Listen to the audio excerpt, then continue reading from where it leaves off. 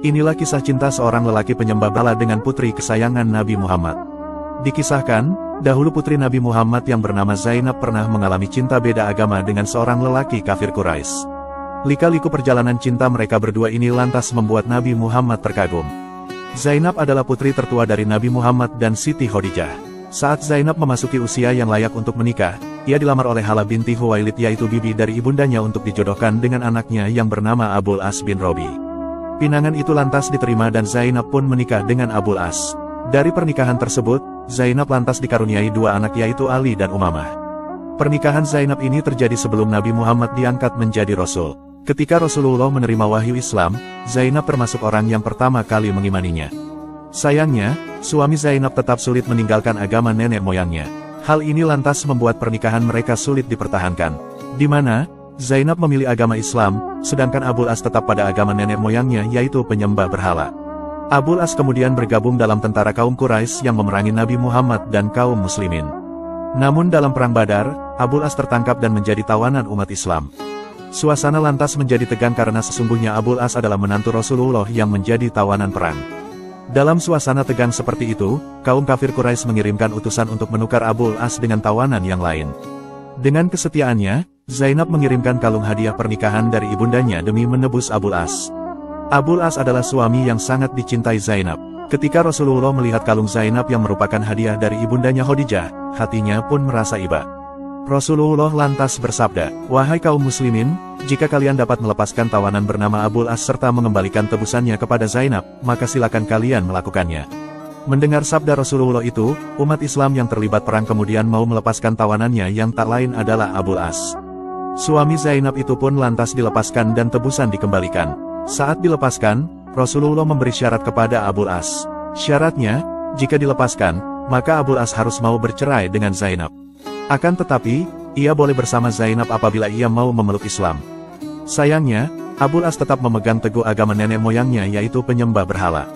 Setelah dilepas, Abul As lantas kembali ke Makkah. Ia merelakan Zainab untuk dikembalikan kepada ayahnya, yaitu Rasulullah di Madinah. Ia lantas diantar oleh Kinanah bin Robi yang merupakan saudara kandung Abul As. Di tengah perjalanan, mereka dihadang oleh kaum kafir Quraisy yang dipimpin oleh Hubar bin Aswad dan Nafi ibnu Abdul Qais. Hubar tiba-tiba mendorong Zainab hingga terjatuh dari untanya. Padahal, saat itu Zainab sedang hamil, hingga ia mengalami pendarahan dan gugur kandungannya. Zainab kemudian resmi berpisah dari suaminya. Abul As sendiri tinggal di Makkah, sedangkan Zainab tinggal di Madinah. Keduanya sangat bersedih atas perpisahan yang terjadi. Kemudian, 6 tahun lamanya Zainab lantas hidup bersama Rasulullah di Madinah.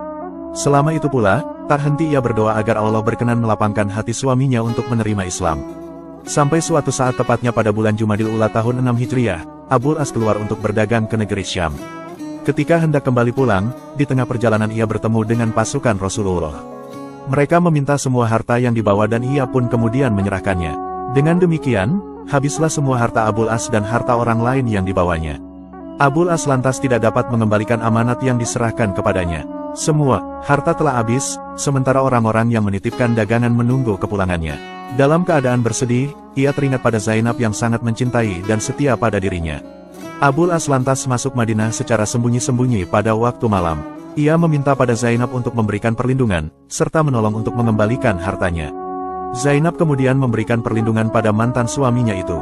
Ketika datang waktu subuh, umat Islam pergi ke masjid. Rasulullah mengumandangkan takbir dan umat Islam pun bertakbir pula bersama beliau. Tiba-tiba, dari balik dinding terdengar suara Zainab yang berkata, "Wahai kaum muslimin, sesungguhnya aku telah melindungi Abul As. Ia sekarang berada dalam perlindungan dan pengamananku." Seusai sholat, Rasulullah langsung menghadap para jamaah dan bersabda, "Wahai kaum muslimin, adakah kalian mendengar suara sebagaimana yang aku dengar? Sesungguhnya Zainab adalah orang yang paling pantas memberikan perlindungan kepadanya."